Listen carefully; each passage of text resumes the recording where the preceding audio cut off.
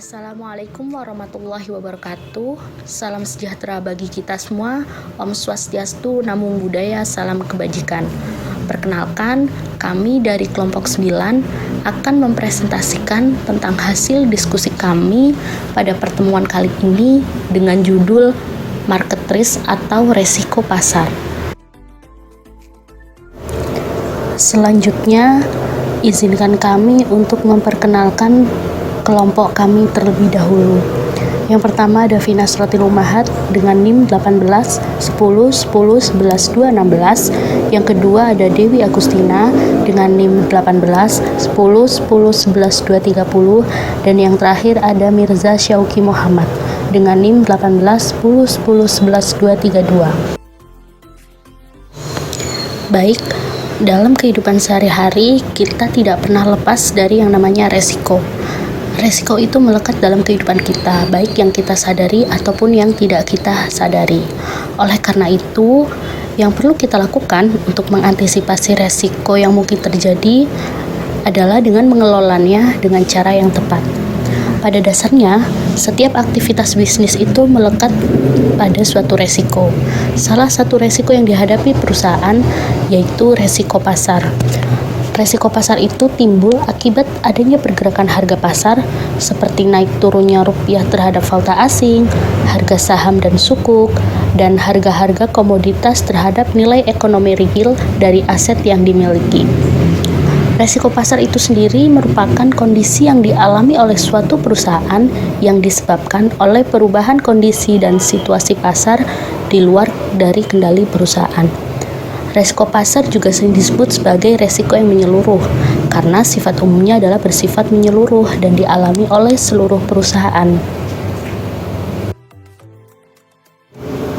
Oke, lalu apa aja sih yang akan kita bahas di pertemuan kali ini? Pertama ada definisi resiko pasar, di mana nanti ada bentuk-bentuk resiko pasar. Yang kedua ada kategori general market risk, kaitannya dengan hubungan foreign exchange risk dan perbankan. Yang ketiga ada faktor-faktor yang mempengaruhi terjadinya gejolak harga di pasar. Dan yang terakhir ada bagaimana penyelesaian permasalahan resiko pasar.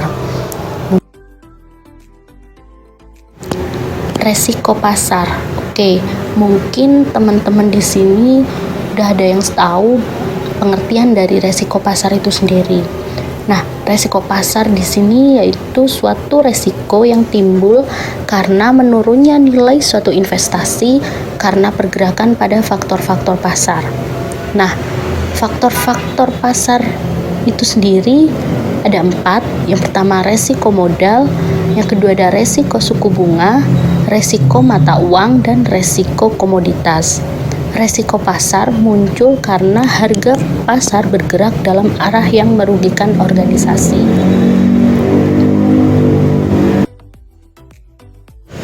Oke, bentuk-bentuk resiko pasar. Ada 2 bentuk resiko pasar secara umum. Yang pertama ada general market risk atau resiko pasar secara umum. Yang kedua ada specific market risk atau resiko pasar secara spesifik. Nah, general market risk ini dialami oleh seluruh perusahaan yang disebabkan oleh suatu kebijakan yang dilakukan oleh lembaga terkait, yang mana kebijakan tersebut mampu memberi pengaruh bagi seluruh sektor bisnis. Sedangkan specific market risk yaitu suatu bentuk resiko yang hanya dialami secara khusus pada suatu sektor bisnis atau sebagian bisnis saja tanpa bersifat menyeluruh.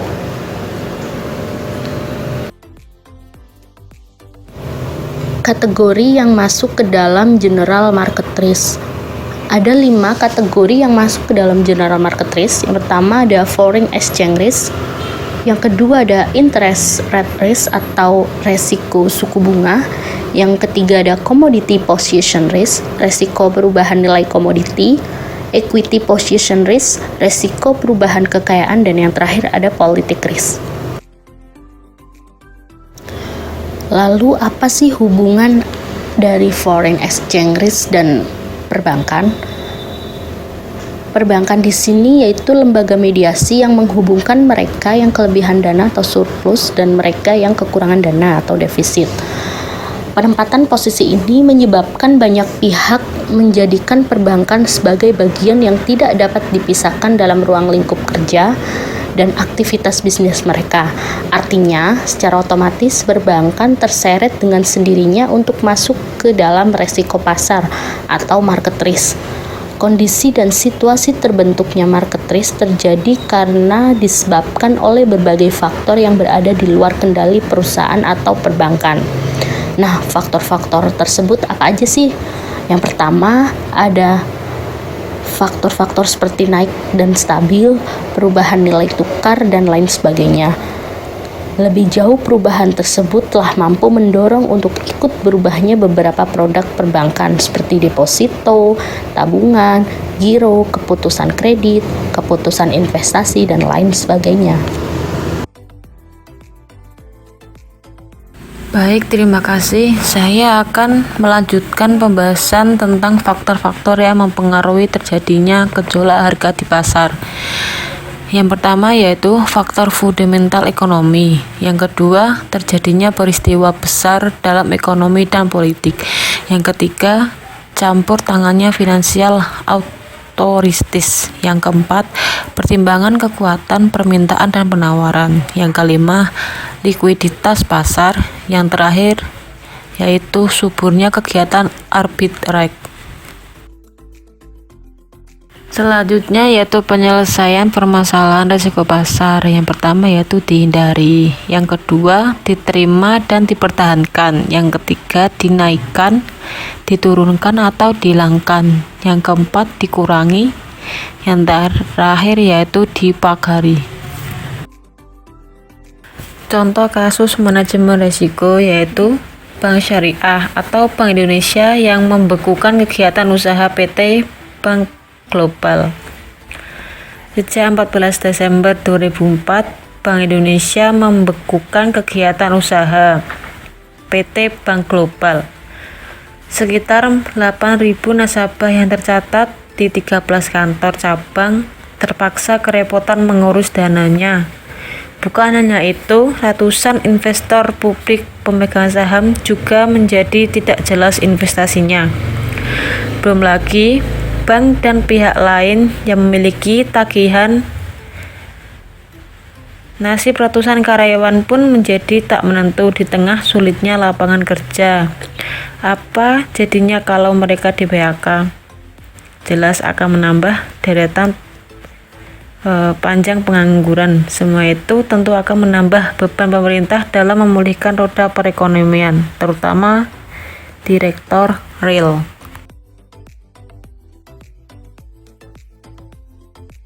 Selanjutnya yaitu 4 alasan ditutupnya Bank Global. Yang pertama yaitu terus memburuknya kondisi keuangan Bank Global. Yang kedua yaitu tidak menyetorkan tambahan modal yang diminta BI atau Bank Indonesia sejak bank tersebut masuk pengawasan khusus, yaitu pada tanggal 27 Oktober hingga 13 Desember 2004.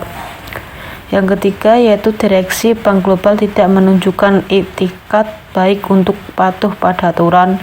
Bahkan dalam pengawasan BI dan kepolisian ada upaya secara sengaja dari pihak bank tersebut untuk memusnahkan dan menghilangkan barang bukti.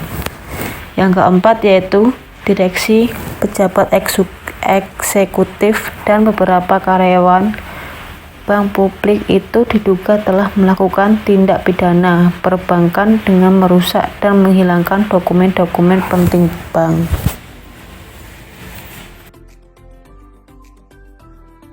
Selanjutnya yaitu bagaimana sih cara mengatasi manajemen risk dari adanya kasus tersebut?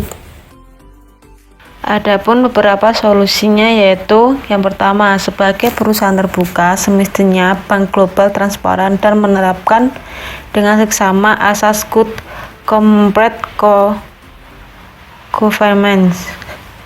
Yang kedua yaitu seperti dilansir Investor Daily Online bahwa kehancuran Bank Global sangat boleh jadi disebabkan oleh sebuah kolusi antara pengelola Bank Global dengan Prudence aset manajemen.